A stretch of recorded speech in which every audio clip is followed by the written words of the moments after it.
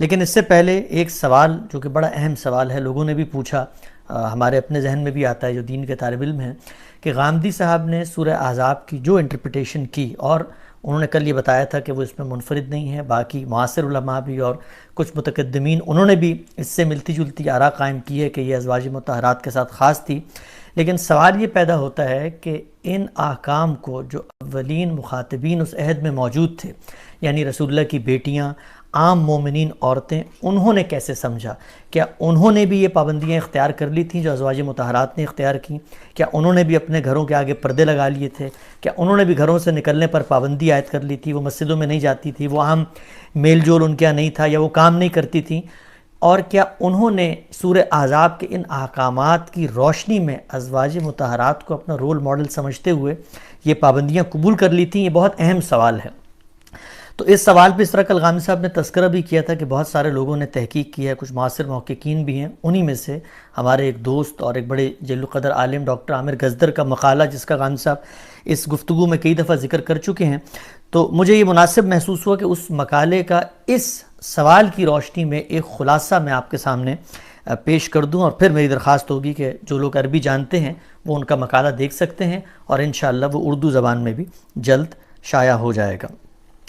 تو اس سوال کا جواب ان کے مقالے کی روشنی میں کل 9 جملے ہیں، 9 نکات ہیں جن میں یہ بیان کرنا چاہتا ہوں۔ مستند ترین آثار اور روایتوں سے بھی یہی ثابت ہوتا ہے کہ عہد رسالت میں بھی عملاً ان احکام کی پابندی صرف اور صرف آپ صلی اللہ علیہ وسلم کی ازواج کے ساتھ خاص تھی۔ ان احکام کا آپ کی بیٹیوں کو نہ پابند کیا گیا تھا اور نہ عام صحابیات کو پابند کیا تھا۔ تیسری بات یہ ہے کہ خود عام صحابیات نے بھی ازواج مطہرات کو ان احکام میں عملاً کبھی اپنے لیے اسوہ قرار نہیں دیا، اسی لیے کہ اللہ تعالیٰ نے یہ کہہ دیا تھا کہ ان کا مقام عام عورتوں کی طرح نہیں ہے، گویا یہ خود ان پر واضح تھا جو تخصیص قرآن نے کر دی تھی۔ چوتھا نقطہ یہ کہ کسی صحابی کے گھر میں مرد و زن کے مابین اختلاط کو روکنے کے لیے کوئی پردہ نہیں لٹکایا گیا، روایت اور آثار کا ذخیرہ اس کی تائید نہیں کرتا۔ پانچواں نقطہ یہ کہ عام مسلمان عورتیں ان احکام کے نزول کے بعد بھی گھروں سے باہر نکلتیں، اجتماعی زندگی کی مصروفیات میں حصہ لیتی تھیں، نمازوں میں شریک ہوا کرتی تھیں، اختلاط کے مواقع پر عہد رسالت میں بھی ان پر کبھی کوئی پابندی عائد نہیں کی گئی۔ چھٹا نقطہ یہ کہ کام کاج کرنے والی عورتوں کو گھر سے نکلنے سے کبھی نہیں روکا گیا، نہ انہیں مکمل نقاب میں رہنے کے لیے کوئی پابندی یا حکم دیا گیا۔ ساتواں نقطہ یہ کہ روایتوں ہی سے معلوم ہوتا ہے کہ ان احکام کے نازل ہونے کے بعد ازواج مطہرات کو غزوات میں شریک ہونے سے روک لیا گیا تھا، جبکہ عام صحابیات کو یہ اجازت حاصل تھی۔ آپ نے سنا ہوگا کہ یہ صحابیات مدد معاونت کے لیے غزوات میں جاتی تھیں۔ آٹھواں نقطہ یہ کہ یہاں تک کہ رسول اللہ صلی اللہ علیہ وسلم کی رخصت ہو جانے کے بعد بھی روایتوں سے ثابت ہے کہ عام مسلمان مرد و زن بیت اللہ کا بغیر کسی تردد کے طواف کرتے تھے، ان پر کوئی پابندی نہیں تھی، جبکہ رسول اللہ صلی اللہ علیہ وسلم کے ازواج کو لوگوں سے الگ کر کے طواف کروایا جاتا تھا۔ یہ بہت اہم نقطہ ہے۔ صحابہ کرام رضوان اللہ اجمعین نے بھی اس تخصیص کو باقی رکھا، اور صحیح بخاری کی روایت ہے جس میں بیان ہوتا ہے کہ سیدنا عمر نے اپنے زمانہ خلافت میں بھی ازواج مطہرات کو حج پر جانے سے روک دیا تھا، اور پھر آخر میں بالآخر انہوں نے ان کو ایک اجازت کنڈیشنل دے دی تھی۔ اور نواں نقطہ یہ کہ آیت حجاب کے شان نزول کی صحیح روایات جس میں یہ بیان ہوا ہے کہ اس حکم کے نازل ہونے سے پہلے سیدنا عمر نے رسول اللہ کو مشورہ دیا تھا کہ آپ اپنی ازواج کو لوگوں کے سامنے آنے سے روکیں، انہوں نے بھی عام مسلمان عورتوں کو کبھی یہ بات نہیں کہی جو انہوں نے ازواج مطہرات کو کہی تھی، یعنی خود رسول اللہ صلی اللہ علیہ وسلم کو بھی جب مشورہ دیا سیدنا عمر نے تو ازواج مطہرات ہی کے ضمن میں دیا، اس کے علاوہ نہیں دیا۔ تو یہ چند نکات میں نے کہا میں آپ کی سامنے پیش کر دوں۔ ان تمام نکات کے تائید اور شواہد میں آثار اور روایات کا ایک بڑا ذخیرہ ڈاکٹر حسن ترابی، شیخ عبدالحلیم، اسی طریقے سے ہمارے دوست جلیل القدر عالم عامر گزدر صاحب نے اپنے مقالے میں جمع کر دیا ہے۔ اور میں یہاں آخری باتیں بتا دوں کہ جتنی روایات ان حضرات نے پیش کی ہیں وہ فن حدیث کی روشنی میں جرح و تعدیل اور تحقیق کے معیارات پر سندن پوری اترتی ہیں، بنسبت ان روایات کے جن پہ ہم نے غامدی صاحب سے پچھلی نشست میں بات کی تھی اور وہ ضعیف روایات ہیں. تو یہ چند چیزیں ابتدا میں نے پیش کی ہیں. انہی کی روشنی میں آج خان صاحب السلام علیکم، خیریت سے ہیں؟ جی وعلیکم السلام. معذرت میں نے دراز نفسی کی، لیکن مجھے لگا کہ یہ چیز اس نوعیت کی ہے کہ میں اس کو پیش کروں. نہیں، بہت اچھا کیا آپ نے، روایات و آثار کی طرف بھی توجہ دلا دی. جی، تو ہم سب پہلے تو یہ بتائیے گا کہ یہ جو چیزیں میں نے بیان کیں اس سے بظاہر یہ لگتا ہے کہ جو موقف آپ نے قرآن مجید کی نصوص کے داخلی شواہد، سیاق و سباق، اس کے الفاظ سے اخذ کیا تھا، تاریخ کی آثار و روایات اور مستند ترین وہ بھی اس کی تائید کرتی ہیں. پوری اس گفتگو کو کیسے دیکھتے ہیں؟ میں اس سے واقف ہوں. دیکھیے، میں تو اس کو الٹ کر دیکھوں گا کہ رسالت مآب صلی اللہ علیہ وسلم کی ازواج مطہرات کے بارے میں کچھ خصوصی احکام دیے گئے. قرآن مجید نے اس کے پس منظر کو اس خوبی کے ساتھ واضح کر دیا ہے کہ کسی اور چیز کی طرف دیکھنے کی ضرورت ہی باقی نہیں رہتی. ہم عادی ہو چکے ہیں کہ ہم قرآن مجید کے بارے میں یہ خیال کرتے ہیں کہ وہ کوئی واضح کر دینے والی کتاب ہی نہیں ہے. بدقسمتی سے قرآن کو ہم نے اس جگہ کبھی رکھا ہی نہیں جہاں وہ ہے. یعنی آپ اندازہ کیجئے کہ وہ پوری صراحت کے ساتھ کہہ رہا ہوگا کہ ہم نے تو صرف یہ چیزیں حرام کی ہیں، اور ہم اس کے مقابل میں کوئی روایت، کوئی قصہ، کوئی تاریخ پیش فرما دیں گے. یعنی قرآن کے الفاظ پر گفتگو ہی نہیں کریں گے، اس کے ساتھ کسی روایت یا قصے کا کوئی ریلیشن، تعلق واضح کرنے کی صحیح نہیں کریں گے. یعنی ایسے لگتا ہے کہ جیسے قرآن مجید نہ تو اپنی بات کہہ سکتا ہے، نہ اسے واضح کر سکتا ہے، نہ اپنا پس منظر بتا سکتا ہے، جبکہ قرآن کا اپنا دعویٰ یہ ہے کہ وہ بے لسان عربی مبین ہے، واضح کر دینے والی زبان میں اپنی بات کر رہا ہے. تو میں نے عرض کیا کہ میں تو اس کو الٹ کے دیکھوں گا کہ اگر یہ جو قرآن مجید میں باتیں فرمائی گئی ہیں ان کا پابند صحابیات کو بھی کیا گیا ہوتا یا صحابیات نے اس کو اختیار کیا ہوتا تو آپ کا روایات و آثار کا ذخیرہ بھرا ہوا ہوتا اس سے. اس لیے کہ یہ معمولی چیز نہیں تھی. یعنی قرآن نازل ہوا اور ازواج مطہرات نے اس کو اختیار کر لیا. ازواج مطہرات کو بھی پہلے اسی طرح سے انتخاب کا حق دیا گیا. میں نے تو واضح کیا نا کہ وہاں بات شروع کہاں سے ہوئی ہے. تو یہ دوسری صحابیات کو اگر لوگ پابند کرتے ہیں، اب مسجدوں میں نہیں آؤ گی، اب باہر نہیں جاؤ گی، اب کوئی اپنے ریوڑ چڑھانے کے لیے نہیں جائے گی، کوئی کھیت میں کام کرنے کے لیے نہیں جائے گی. اس کے بعد آپ دیکھیے یہ سب کچھ ہو رہا ہے مدینے میں. یعنی اگر پردے لٹکائے جاتے تو اگلے دن یہ خبر ہوتی.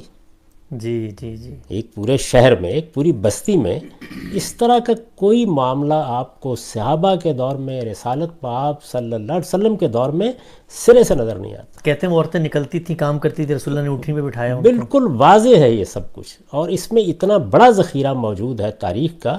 لیکن میں تو یہ سمجھتا ہوں کہ جب اللہ کی کتاب کسی چیز کو واضح کر دے تو اس کے بعد ہر شخص کو سر تسلیم خم کر کے بیٹھنا چاہیے.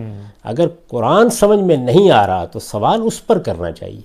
لیکن یہ بڑی بدقسمتی کی بات ہے کہ قرآن مجید بات کو وہاں تک لے گیا. یعنی یہاں سے شروع کیا اس نے، جیسے کہ آپ نے دیکھا کہ پیغمبر کی بیویوں، اگر تم عام عورتوں کی زندگی بسر کرنا چاہتی ہو اور دنیا کی زینتوں میں اس طرح رہنا چاہتی ہو تو آؤ ہم تمہیں خوش روبی سے روانہ کر دیتے ہیں. یہ تو نہیں کہا کہ تم ایمان سے نکل جاؤ گی. یعنی وہ پہلے مرحلے ہی میں انہیں عام عورتوں کی زندگی میں اور اس خاص زندگی میں انتخاب کا حق دیا جا رہا ہے. وہاں سے قرآن نے بات شروع کی اور تدریجی انکشاف کے ساتھ وہ وہاں لے گیا جہاں خاتمے پہ اس نے کہا کہ یہ پس منظر ہے جس میں ہم یہ پابندیاں لگا رہے ہیں، یہ ہدایات دے رہے ہیں، یہ منافق اگر اس کے بعد بھی باز نہ آئے تو ہم ان کے ساتھ یہ سلوک کریں گے. اتنی واضح صورتحال ہے. یعنی اگر قرآن میں تدبر کا ذوق ہو تو میں کہتا ہوں کہ اس کے بعد یہ کہنا کہ اب کوئی روایت دکھائیے، آثار دکھائیے، مجھے تو قرآن مجید کی اہانت محسوس ہوتی ہے. اس وجہ سے میں عام طور پر اس طرح کی تائید میں چیزیں نہیں پیش کرتا. لیکن بہت لوگوں نے اس پہ کام کیا ہے، جیسے حسن ترابی ہیں، جیسے عبدالحلیم ہیں، جیسے عامر گزدر صاحب ہیں. انہوں نے کام کیا ہے اس پر. تو جن لوگوں کو اس کا شوق ہے وہ ذرا دیکھیں ان کا کام. دسیوں روایات آپ کو بتا رہی ہوں گی. عورتیں جنگوں میں جا رہی ہیں، اپنے سامان کے گٹھے سر پر اٹھا کے لا رہی ہیں، لکڑیاں لا رہی ہیں، اور یہ آخر تک رہا ہے. یعنی لوگوں سے باتیں کر رہی ہیں، مسجد میں بیٹھی ہوئی ہیں، جمعے کے خطبے میں سوالات کر رہی ہیں، عید کے موقع کے اوپر جمع ہو رہی ہیں. یعنی یہ جو باتیں کہی گئی ہیں، عورت کا اصل دائرہ عمل اس کا گھر ہے. ان میں سے کسی کے کوئی ادنا آثار بھی آپ کو عہد صحابہ یا عہد رسالت میں نظر نہیں آتے. لیکن میں یہ دیکھنے جاؤں کیوں؟ استدلال کے لیے نہیں جاؤں گا، اطمینان کے لیے چلے جائیے آپ. لیکن عام صاحب اس پر بھی تھوڑی سی بات کریں، پھر ہم اصل موضوع سورہ نور کی طرف آ جاتے ہیں. یہ ایک بندہ مومن کے لیے یا مثلا ایک صاحب علم کے لیے تشویش کا مقام تو پیدا ہوتا ہے نا. مان لیا قرآن مجید ایک بات کہہ رہا تھا، لیکن ہم یہ سوچتے ہیں کہ جب قرآن نے ایک بات کہی ہے تو یہ کیسے ہو سکتا ہے کہ صحابہ کرام اور خود رسول اللہ صلی اللہ علیہ وسلم اور باقی لوگ اور اولین مخاطبین اس سے مختلف عمل کریں. تو پھر روایت تو پھر یعنی ہمیں کھڑا کر دیتی ہے نا کہ ہم روایت کی توجیہ کریں، نہیں تو پھر قرآن مجید پہ اثر و غور کر ہو سکتا ہے ہم غلطی ہوں. میں روک تو نہیں رہا. دیکھیے میں تو خود اپنی زندگی کا آخری پروجیکٹ جو ہے وہ روایاتی پہ کر رہا ہوں، یعنی روک نہیں رہا. ہمیں یہ جاننا چاہیے کہ جب ایک چیز کو قرآن مجید اس وضاحت کے ساتھ بیان کر دے تو پھر اس طرح کے قصے، روایات، تاریخ، آثار یہ صرف اس لیے دیکھنے چاہیے کہ صورتحال کو ہم جاننا چاہتے ہیں. یہ اچھی بات ہے، لیکن استدلال کے لیے نہیں. بالکل ٹھیک ہو. استدلال قرآن مجید کا محکم استدلال ہے، وہ واضح ہو گیا. بات کو مان کر جائیے. یعنی میں اس طرح کے موقع پر وہ سوال کروں گا جو اللہ تعالیٰ نے سیدنا ابراہیم سے کیا تھا. انہوں نے کہا کہ ذرا مجھے بتائیے کہ آپ کیسے مردوں کو زندہ کرتے ہیں. تو اللہ تعالیٰ نے پہلی بات کیا کہی؟ اولم تؤمن، مانتے نہیں. انہوں نے کہا لیطمئن قلبی، کہ اطمینان قلب کے لیے تاریخ پڑھیے، روایات پڑھیے، جو جی چاہے پڑھیے آپ جا کے. میں بھی ساری زندگی پڑھتا رہا ہوں، لیکن قرآن مجید جب کسی چیز کو واضح کر دیتا ہے، موضوع بنا کر واضح کر دیتا ہے، تو پھر اس پر باہر کی کسی چیز کو اثر انداز نہیں ہونا چاہیے اور اس کے استدلال کو سمجھنا چاہیے. وہ اللہ کی کتاب ہے اور اپنے بارے میں یہ کہہ رہا ہے کہ تمام مذہبی معاملات میں اختلافات کا فیصلہ کرنا میرا کام ہے. لِيَحْكُمَ بَيْنَ النَّاسِ فِي مَا اخْتَلَفُوا فِيهِ. قرآن مجید پر یہ اعتماد، قرآن سے یہ تعلق، قرآن کا یہ فہم، قرآن میں تدبر کے لیے اس طریقے سے اندر داخل ہونا، اے کاش لوگ اس کو علم کا موضوع بنائیں تو بہت سی چیزیں ویسے ہی واضح ہو جائیں. تو یہ بات اللہ کا شکر ہے کہ تاریخ بھی اسی کی شہادت دیتی ہے، آثار بھی اسی کی شہادت دیتے ہیں، صحابہ کرام کا عمل بھی اسی کی شہادت دیتا ہے. الحمدللہ، اللہ کا شکر ہے. لیکن اس سے میرے یقین میں ادنا درجے کا اضافہ نہیں ہوگا، اس لیے کہ وہ یقین قرآن نے آخری درجے میں پیدا کر دیا ہے. تو اب اس جگہ پہنچ گئے ہم. یعنی میں پھر عرض کر دوں کہ یہ ہم جو چیزیں پڑھ رہے ہیں یہ مختلف جگہوں سے نہیں پڑھ رہے، وہی سلسلہ چل رہا ہے. یعنی وہ سلسلہ جو پیچھے سے جاری ہے، ایک بار پھر دیکھ لیجئے. بات یہاں پہنچ گئی کہ جب سب ہدایات ازواج مطہرات کو دے دیں تو پھر عام لوگوں سے کہا کہ ان منافقوں نے تو پیغمبر کو، پیغمبر کی ذات کو ہدف بنایا ہے. تم سچے صاحب ایمان ہو تو تمہیں ہم بتاتے ہیں کہ اللہ اور اس کے فرشتے پیغمبر کے لیے رحمت بھیجنے کی بات کر رہے ہیں. ان ظالموں نے یہ طریقہ اختیار کیا ہے، تم بھی اللہ اور اللہ کے فرشتوں کے ساتھ شریک ہو جاؤ. یعنی منافقین کے مقابلے میں سچے اہل ایمان کو یہ کہا ہے شریک ہو جاؤ اور درود و سلام بھیجا کرو، یعنی رحمت کی دعائیں کیا کرو آپ کے لیے. یہ درود کیا ہے؟ رحمت کی، آپ صلی اللہ علیہ وسلم کے لیے. اس کے فوراً بعد دیکھیے 56 آیت، اس کے بعد کیا ہے؟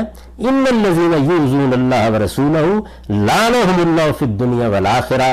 اللہ اور اس کے رسول کو جو لوگ اذیت پہنچا رہے ہیں ان پر اللہ نے دنیا اور آخرت دونوں میں لعنت کر دی. یعنی ایسا نہیں ہے کہ کسی نے کوئی چھوٹی موٹی بات کر دی ہے، اذیت اپنے آخری جگہ تک پہنچ گئی ہے. پھر اس کے بعد وَأَعَدَّ لَهُمْ عَذَابًا مُهِينًا، یعنی ایسے ظالم ہیں کہ ان کے لیے اللہ نے رسوا کر دینے والا عذاب تیار کر رکھا ہے. اب یہاں سے بات اٹھائی نا اللہ اور رسول سے، اس کے بعد کہا وَالَّذِينَ يُؤْذُونَ الْمُؤْمِنِينَ وَالْمُؤْمِنَاتِ. اب اللہ تعالیٰ عام لوگوں کی طرف آ گئے. یعنی وہ بات جو یا نساء النبی لستن کا احد من النساء سے چلی تھی کہ نبی کی بیویوں تم عام عورتوں کی طرح نہیں ہو، تمہارے لیے اگر غلطی کرو گی تو دوہری سزا ہے، اگر صحیح رویہ اختیار کرو گی تو دوہری سزا ہے. تمہارا منصب اور تمہارا مقام اور، یعنی نہ تم باہر نکلو گی نہ تمہارے گھر میں کوئی آسانی سے آئے گا سوائے بہت قریبی اعزاء کے، یعنی جن پر ہر لحاظ سے اعتماد کیا جا سکتا ہے. اب دیکھیے آہستہ آہستہ تدریج کے ساتھ پورا پس منظر بیان کیا کہ پیغمبر کو اذیت کا ہدف بنایا گیا ہے. تو فرمایا اور جو مسلمان مردوں اور مسلمان عورتوں کو اسی طرح، یعنی جیسے پیغمبر کے ساتھ کر رہے ہیں اسی طرح ان پر تہمتیں لگا کر، کیسے؟ بغیر مقتصدی، بغیر اس کے کہ انہوں نے کچھ کیا ہو. یعنی کیا کر رہے ہیں؟ یہ یوں نہیں ہے کہ موقع مل گیا بات کرنے کا، بغیر کسی جرم کے تہمتیں لگا رہے ہیں، بغیر مکتسبو فقد احتملوا بہتانا و اسم مبینا، بغیر اس کے کہ انہوں نے کچھ کیا ہو اذیت دے رہے ہیں، انہیں بھی معلوم ہونا چاہیے کہ انہوں نے بڑے بہتان اور سری گناہ کا بوجھ اپنے سر لے لیا ہے۔ یعنی پیغمبر تو خیر کیا ہے، مسلمان عورتوں کے اوپر بھی بغیر کسی اس طرح کے، عام مردوں کے اوپر بھی کوئی تہمت لگاتا ہے، بہتان ترازی کرتا ہے، تو اللہ تعالیٰ اس کے اوپر بھی گویا اپنے غضب کا اظہار کرتے ہیں۔ یہ غضب کا اظہار کر کے اب کیا ہوا، یعنی جو بات رسالت میں آپ صلی اللہ علیہ وسلم کی ازواج مطہرات اور آپ کے گھرانے سے چلی تھی، اب اس میں عام مسلمان مرد اور عورتیں داخل ہو گئے۔ پہلے دیکھا آپ نے، یعنی پس منظر میں پہلے ان کو داخل کیا، یؤذون المؤمنین والمؤمنات، پہلے صرف یہی آ رہا تھا کہ پیغمبر کو اذیت دے رہے ہیں، اب کیا ہے مسلمان مردوں اور عورتوں کو بھی اذیت کا ہدف بنا لیا گیا ہے۔ اب دیکھیے وہ آیت پڑھیے، اب یہ کہا یا ایھا النبی، یعنی یہ شرارتیں ہیں،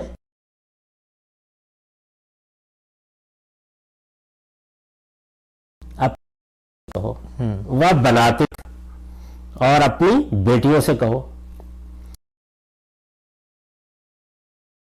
یعنی یہاں پہلی بار اب عام عورتیں آ گئیں۔ اس وجہ میں اس پس منظر ایسے قرآن نے اس کو واضح کیا ہے، اس میں تو کوئی گنجائش ہی نہیں ہے کہ آپ پچھلے احکام کو یہ کہہ کے عام عورتوں کے اوپر مسلط کر دیں کہ تم کو بھی اس آئیڈیل کو اپنانا چاہیے۔ یہ آئیڈیل بیان کرنا ہی نہیں ہے، یعنی یہ نہیں ہے کہ آئیڈیل یہ ہے کہ یہ رویہ اختیار کرو، نہیں، اس وقت صورتحال اتنی خطرناک ہے کہ تم اپنے اوپر یہ پابندیاں قبول کرو، یہ یوں ہے پوری کی پوری بات۔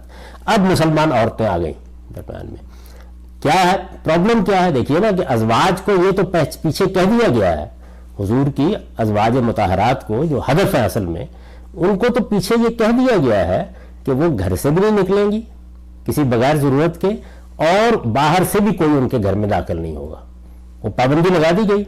اب عام مسلمان عورتیں بھی شامل ہو گئی، ازواج بھی، بنات بھی، نئی بات کیا کہنی ہے، پابندیاں ازواج اور ان پر تو لگ گئی تھی نا۔ اگر صرف نساء مومنین ہوتی تو ہم کہتے ہیں کہ اب ان کو کوئی بات کہی جا رہی ہے، نہیں، ان کو بھی شامل کیا ہے۔ کل ازواجک، اپنی بیویوں و بناتک، اور اپنی بیٹیوں اور سب مسلمانوں کی عورتوں کو ہدایت کر دو۔ وہاں کیا تھا، گھر میں رہیں گی، ان کے پاس کوئی نہیں آئے گا، لیکن ان کو بھی، یعنی آپ کی ازواج اور آپ کی بیٹیوں کو بھی ضرورتوں کے بھی باہر جانا ہے نا جی، ان ضرورتوں میں سے سب سے بڑی ضرورت جو اس معاشرت میں تھی اور جس وقت آپ تاریخ پڑھتے ہیں تو سامنے آتی ہے، وہ رفع حاجت کے لیے جانا تھا۔ گھروں میں اس طرح کا بندوبست نہیں تھا، یہ عورتیں یا صبح کے وقت یا شام کے وقت نکلتی تھیں اس کے لیے، اس میں عام مسلمان عورتیں بھی ہوتی تھیں۔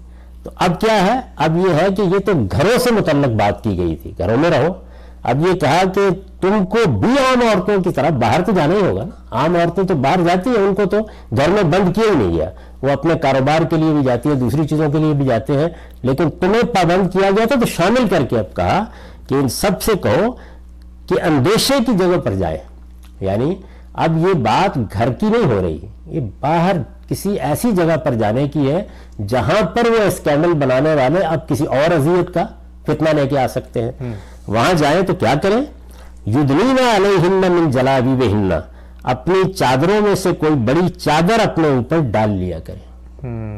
اس آیت میں پہلے تو یہ سمجھ لیجئے کہ یہ یدنین علیہن من جلابیبہن پر بھی لوگوں نے بہت کمال کی تفسیریں کی ہیں۔ آپ زمخشری کو دیکھیے، جو لوگ عربیت کے اداشناس ہیں ان کو دیکھیے، سادہ تعریف ہے، یہ جو یدنین جلباب من جلابیبہن، ایسے آپ کہتے ہیں نا کہ بھئی گھر سے کوئی کمبل لے لو، کوئی کمبل لے لو، اس کو عربی زبان میں ایسے ادا کرتے ہیں۔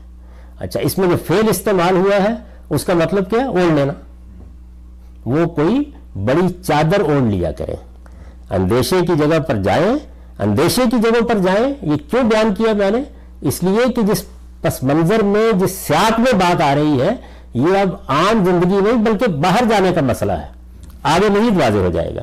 مسلمان عورتوں کو ہدایت کر دو کہ اندیشے کی جگہوں پر جائیں تو اپنی چادروں میں سے کوئی بڑی چادر اپنے اوپر ڈال لیا کرے، یعنی جلباب من جلابیبہن۔ سوال یہ کس لیے، پردہ کرنے کے لیے۔ قرآن مجید کہتا ہے ذالک ادنیٰ ان یعرفن، یہ اس سے امکان ہے کہ الگ پہچانی جائیں گی، فلا یؤذین، تو ستائی نہ جائیں گی۔ یعنی اصل میں وہ اذیت دینے والے لوگ جو ہیں وہ اندیشے کی جگہوں پر بھی طاق میں بیٹھے ہوئے ہیں، رستے نکال رہے ہیں. اس کی کیا نوعیت تھی، یعنی یہ کیا چیز تھی؟ ایک تو یہ سمجھ لیجئے کہ جو غلطی لگی لوگوں کو وہ یہ ہے کہ یورفنا کا مطلب وہ نہیں سمجھ سکے. اگر اللہ تعالیٰ نے یہ کوئی قلوب کی طہارت کے لیے یا کسی کو محفوظ کرنے کے لیے ویسے احکام دیے ہوتے تو یہ لفظ بالکل نہ موضوع ہے اس کے لیے.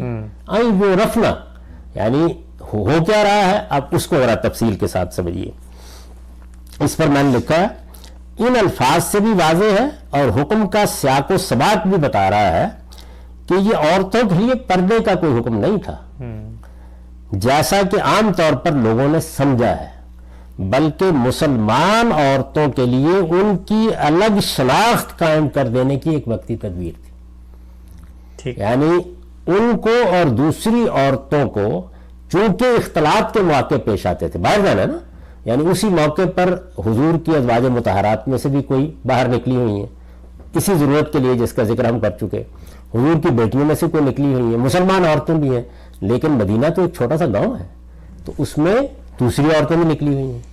سوسائٹی میں لونڈیوں کی ایک بڑی تعداد موجود ہے، وہ بھی نکلی ہوئی ہیں.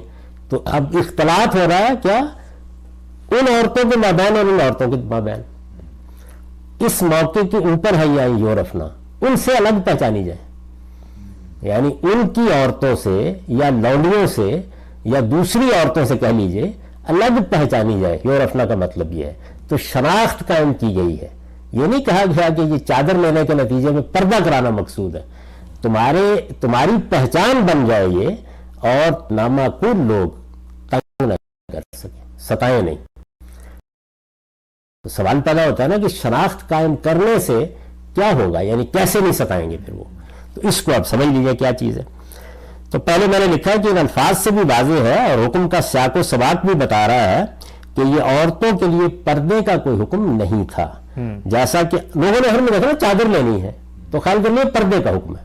یعنی یہ ایسے ہی ہے کہ جیسے کسی موقع کے اوپر خطرے کی صورتحال ہو اور ملا جلا ہونے کی وجہ سے آپ کو اچک لیے جانے کا اندیشہ ہو تو کبھی ہم کہتے ہیں شناخت مٹا دو، کبھی کہتے ہیں شناخت قائم کر لو. بھائی اگر مسلمانوں کو ہدف بنایا جا رہا ہے تو آپ اپنی شناخت کا اظہار نہ کریں اس خطرناک صورتحال میں. اور اگر دوسروں کو کی آڑ لے کر حملے کا اندیشہ ہے اور ہم جانتے ہیں کہ ہم مسلمانوں کی حفاظت کر سکتے ہیں تو وہ الگ بات ہوگی کہ آپ اپنی شناخت قائم کر کے جائیں تاکہ کوئی حرکت کریں تو پتہ چل جائے، وہ کل کو یہ نہ کہہ سکے کہ مجھے تو پتہ نہیں چلا جی یہ مسلمان تھا. تو شناخت قائم کرنے کا مطلب یہ ہے یہاں پہ. اس کو آپ سمجھیے کیسے. جیسا کہ عام طور پر لوگوں نے سمجھا بلکہ مسلمان عورتوں کے لیے ان کی الگ شناخت قائم کر دینے کی ایک وقتی تدبیر تھی جو اوباشوں اور تہمت تراشنے والوں کے شر سے ان کو محفوظ رکھنے کے لیے اختیار کی گئی. اس سے مقصود یہ تھا کہ وہ اندیشے کی جگہوں پر جائیں تو دوسری عورتوں سے الگ پہچانی جائیں. یعنی حکم پردے کا ہے ہی نہیں بلکہ ایسے ہے کہ جیسے آپ سے کہا جائے ایک پھول لگا لیجئے گا، ایک ٹوپی پہن لیجئے گا تاکہ آپ الگ پہچانی جائیں تو دوسری عورتوں سے الگ پہچانی جائیں اور ان کے بہانے سے ان پر تہمت لگانے کے مواقع پیدا کر کے کوئی انہیں اذیت نہ دے. اب ہم جب تاریخ میں جاتے ہیں قرآن نے تو یہ اجمال میں بیان کر دیا نا. قرآن مجید کا طریقہ یہ ہے کہ آپ اگر سرسری گزر جائیں گے نہیں، آپ دیکھیں کہ کہا کیا گیا ہے. ایک ہدایت کی گئی پھر بتایا گیا کیوں کی گئی ہے تو وہ ہدایت کرنے کے بعد وجہ بتائیے یورفنا فلا یوزین تاکہ وہ الگ پہچانی جائے اور کوئی ان کو اذیت نہ دے سکے. وَكَانَ اللَّهُ غَفُورًا رَحِيمًا. اس کے بعد کوئی خطا ہوئی تو اللہ بخشنے والا ہے، اس کی شفقت ابدی ہے.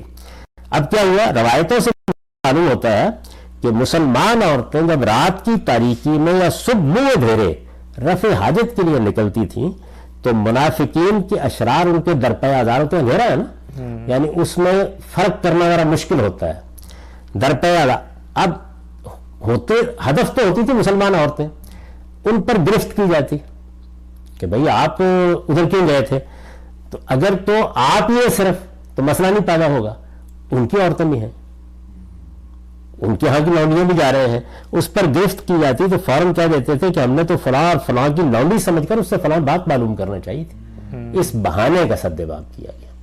یعنی وہ یہ موقع تلاش کرتے تھے کہ اپنی عورتوں کے بہانے، آپ یہ دیکھیے نا کہ مثال کے طور پر خواتین کا ڈبہ ہے، کسی ریل میں آپ سفر کر رہے ہیں، آپ شرارت کے نقطہ نظر سے اس ڈبے میں بار بار جا رہے ہیں، آپ سے پوچھا جا رہا ہے کہ بھئی کیا مسئلہ ہے؟ میری بیوی ہے نا وہاں پہ، سمجھ رہے ہیں یہ بات؟ تو یہ صورتحال ہے جس صورتحال میں اللہ تعالیٰ نے کہا کہ آپ بڑی چادر اپنے اوپر لے کے نکلیں تاکہ یہ آپ کی شناخت بن جائے اور دوسری عورتوں سے آپ بالکل الگ پہچانی جائیں۔ یعنی پہلی بات کیا ہے؟ پہلی بات یہ غلطی ہوئی کہ عربیت کی روح سے یدنینا علیہن من جلابیبہن پر یہ بحث کر ڈالی گئی کہ گھونگھٹ نکالنا ہے، ذرا حالانکہ یہ عربیت کی روح سے ممکن ہی نہیں ہے، اس معنی کا کوئی احتمال ہی نہیں ہے۔ اس کے اوپر جو عربی زبان کے جاننے والے لوگ ہیں انہوں نے بالکل واضح کر دیا ہے، چنانچہ میں نے بھی یہ لکھا ہے، خود زمخشری نے بھی، یہی جو ایک عربیت کے ائمہ میں سے ہے، کہ یہ ترکیب ہے جلباب من جلابیبہن، گھر سے کوئی چادر لے لو جیسے، تو یہ مطلب ہے اس کا، یعنی من جو یہاں آیا ہے اس کا مطلب یہ ہے گھر کی چادروں میں سے کوئی چادر، اپنے کوٹ میں سے کوئی کوٹ پہن لو جیسے ہم کہتے ہیں، تو یہ چادر اپنے اوپر اوڑھ لو، اور یہ کیوں؟ اس لیے تاکہ تم دوسری عورتوں سے الگ پہچانی جاؤ اور تمہیں کوئی اذیت نہ دے۔ اب یہ آپ نے سمجھ لیا، اب ذرا ایک نظر ڈالیے کہ وہ بات کہاں سے چل کے کہاں پہنچ گئی ہے، یعنی سیاق کیسے ہے، کہاں سے چلی تھی؟ ان الذین یؤذون اللہ ورسولہ، یہاں سے شروع ہوا تھا معاملہ۔ پہلے وہ درود پڑھنے، حضور کے ساتھ محبت کا اظہار کرنے کی تعلیم دی گئی، آپ ہدف ہے۔ اس کے بعد بات آگے بڑھائی اور کہا کہ اللہ اور اس کے رسول کو جو لوگ اذیت پہنچا رہے ہیں ان پر اللہ نے دنیا اور آخرت دونوں میں لعنت کر دی ہے، اور ان کے لیے اس نے رسوا کر دینے والا عذاب۔ والذین یؤذون المؤمنین والمؤمنات، اور جو مسلمان مردوں اور مسلمان عورتوں کو اسی طرح ان پر تہمتیں لگا کر بغیر اس کے کہ انہوں نے کچھ کیا ہو، یہ پس منظر دیکھیے قرآن بیان کر رہا ہے، اذیت دے رہے ہیں، انہیں بھی معلوم ہونا چاہیے بغیر مکتسبوا فقد احتملوا بہتانا و اثما مبینا، انہیں معلوم ہونا چاہیے کہ انہوں نے بڑے بہتان اور سری گناہ کا بوجھ اپنے سر لے لیا ہے۔ یہ بات کہہ کے کیا کہا؟ ان کی شرارتوں سے اپنی حفاظت کے لیے اے نبی تم اپنی بیویوں اور اپنی بیٹیوں اور سب مسلمانوں کی عورتوں کو ہدایت کر دو کہ اندیشے کی جگہوں پر جائیں تو اپنی چادروں میں سے کوئی بڑی چادر اپنے اوپر ڈال لیا کریں، اس سے امکان ہے کہ الگ پہچانی جائے گی تو ستائی نہ جائے گی، اس کے باوجود کوئی خطا ہوئی ہو تو اللہ بخشنے والا ہے، اس کی شفقت ابدی ہے۔ فوراً بات کیا کہا؟ لَئِن لَّمْ يَنْتَهِ الْمُنَافِقُونَ وَالَّذِينَ فِي قُلُوبِهِم مَّرَضٌ وَالْمُرْجِفُونَ فِي الْمَدِينَةِ لَنُغْرِيَنَّكَ بِهِمْ ثُمَّ لَا يُجَاوِرُونَكَ فِيهَا إِلَّا قَلِيلًا مَّلْعُونِينَ أَيْنَمَا ثُقِفُوا أُخِذُوا وَقُتِّلُوا تَقْتِيلًا سُنَّتَ اللَّهِ فِي الَّذِينَ خَلَوْا مِن قَبْلُ وَلَن تَجِدَ لِسُنَّتِ اللَّهِ تَبْدِيلًا، یعنی یہ ہدایت کی۔ اس کے بعد کیا کہا؟ یہ منافقین اگر اس کے بعد بھی اپنی حرکتوں سے باز نہ آئے، اور وہ بھی جن کے دلوں میں جو مدینے میں لوگوں کو بھڑکانے کے لیے جھوٹ اڑانے والے ہیں، تو ہم ان پر تمہیں اکسا دیں گے، پھر وہ تمہارے ساتھ اس شہر میں کمی رہنے پائیں گے، ان پر پھٹکار ہوگی، جہاں ملیں گے پکڑے جائیں گے اور بے دریغ قتل کر دیے جائیں گے۔ یعنی آپ زور کلام دیکھیے، پس منظر دیکھیے، کس جرم کا ارتکاب کیا جا رہا ہے، کن سے بچانے کے لیے یہ ہدایات دی گئی ہے، یعنی قتل کر دیے جائیں گے۔ یہی ان لوگوں کے بارے میں اللہ کی سنت ہے جو پہلے گزر چکے ہیں، اور اللہ کی اس سنت میں تم ہرگز کوئی تبدیلی نہ پاؤ گے۔ اللہ کی سنت کیا ہے؟ کہ خدا کے پیغمبروں کے مقابلے میں جو لوگ یہ حرکتیں کرتے ہیں ان کی سزا پھر یہی ہوتی ہے۔ تو یہ وہ مقام ہے قرآن مجید کا جس میں نہ پیچھے لوگوں نے دیکھا، نہ آگے دیکھا، نہ خود الفاظ پر غور کیا کہ حکم دینے کا باعث کیا چیز بن رہی ہے۔ حکم دینے کا باعث پردہ کرانا نہیں تھا، این یورفنا، الگ شناخت قائم کرنا تھا۔ اس کی ضرورتیں ہر جگہ پیش آ جاتی ہیں، کبھی شناخت کو گم کر دینے کی آ جاتی ہے عزت بچانے کے لیے، اور کبھی قائم کر دینے کی ضرورت پیش آ جاتی ہے۔ یہ وجہ ہے کہ میں نے اس کے بارے میں یہ لکھا ہے کہ یہ ایک وقتی تدبیر تھی جو رسالت مآب صلی اللہ علیہ وسلم کے لیے، اہل ایمان کے لیے اس وقت کی گئی۔ اب اس کے بعد مجھے بتائیے کہ جب خود اللہ تعالیٰ نے ازواج اور اب بنات کو شامل کیا، دیکھیے پہلے صرف بیویاں زیر بحث تھی، بیٹیاں بھی اب آئی ہیں سامنے، یعنی وہ جو ہدایات تھیں، ہدف بنایا جا رہا تھا آپ کی ازواج مطہرات کو، ان کے لیے خصوصی احکام دیے، پابندیاں لگائیں۔ اس کے بعد اب بیویاں، بیٹیاں اور عام مسلمان عورتیں، تو اس کے بعد تو اصل میں اس کی کوئی گنجائش ہی نہیں رہتی کہ اس طرح کی تعویلات کی جائیں۔ تو سورہ احزاب پوری کی پوری کا کوئی تعلق پردے کے احکام سے نہیں ہے، یہ میری بات کا خلاصہ ہے۔